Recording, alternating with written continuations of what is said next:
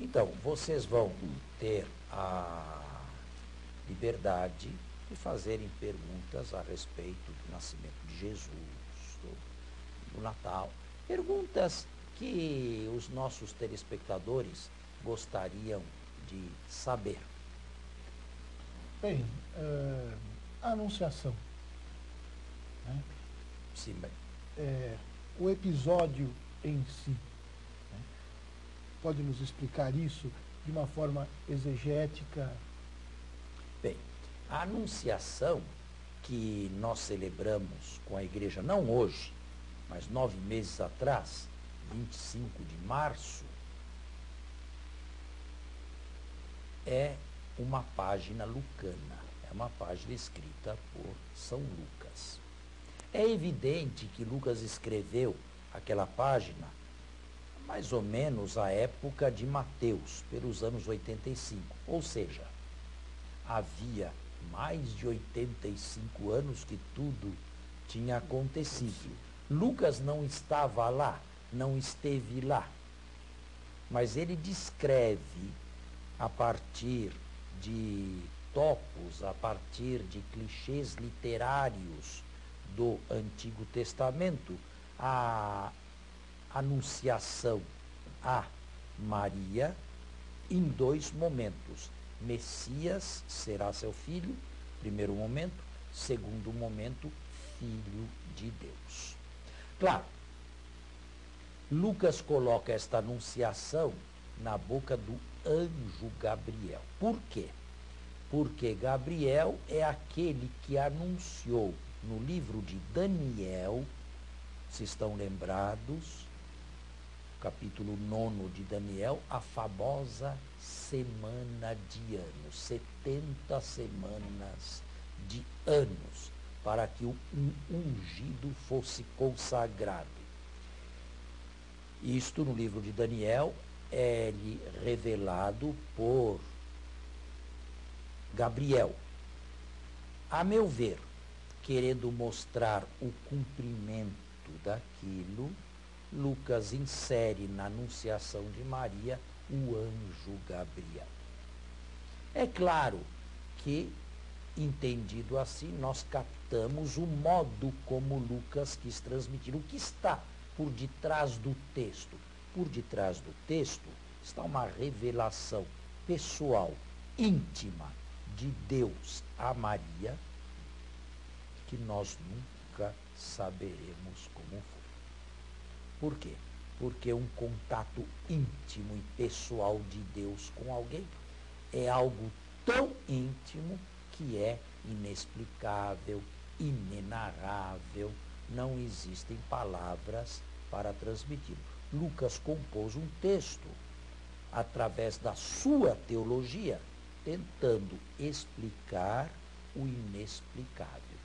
Se alguém pôde, de alguma maneira, balbuciar o que aconteceu, foi Nossa Senhora. Mas eu não acredito que Lucas tenha tido contato com Nossa Senhora. Eu não acredito que Lucas tenha conhecido Nossa Senhora. Este texto da Anunciação, do capítulo 1 do seu Evangelho, ele o compôs a partir do Antigo Testamento e de uma teologia própria.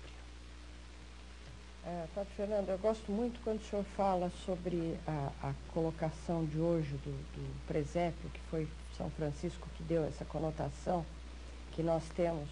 Mas eu tenho uma curiosidade, que eu não sei se é pertinente ou não. Por que em alguns lugares, em vez do Natal, se coloca São Nicolau?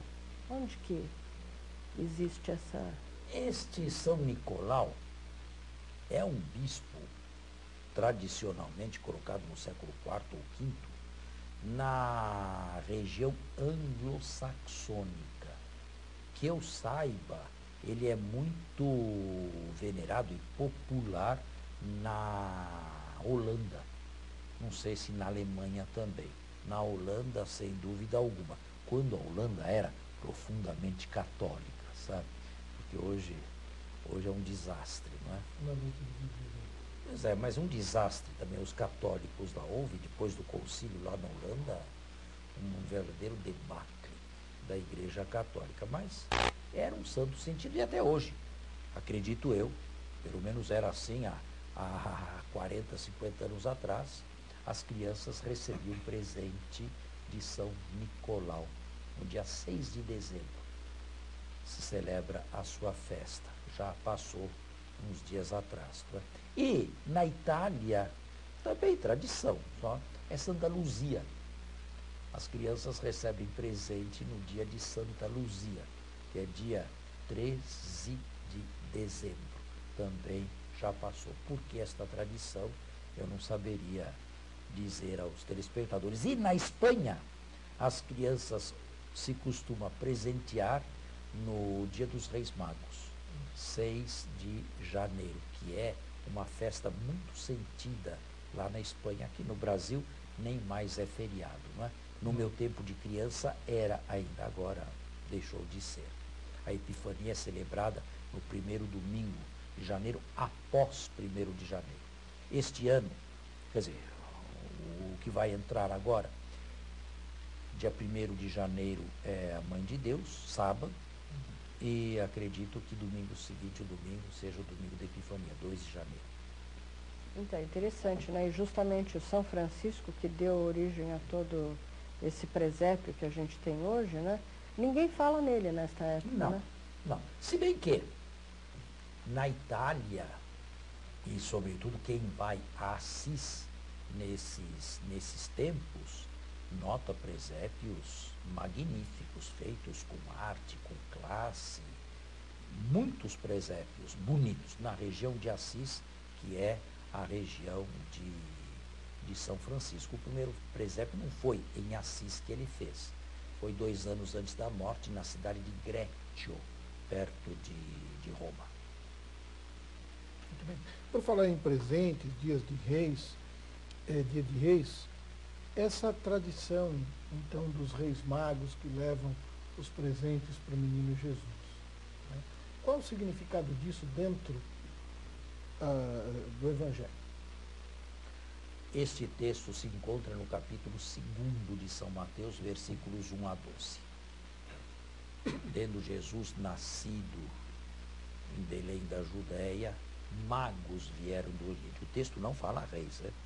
O texto fala magos. Sim. E nem diz o número.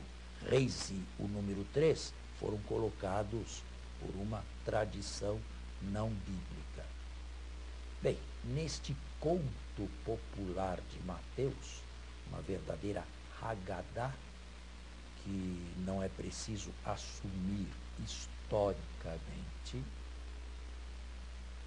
o que Mateus, ou a tradição pré-mateana que o formou, quer transmitir? Que os pagãos são bem mais acolhedores da palavra de Deus que os próprios judeus.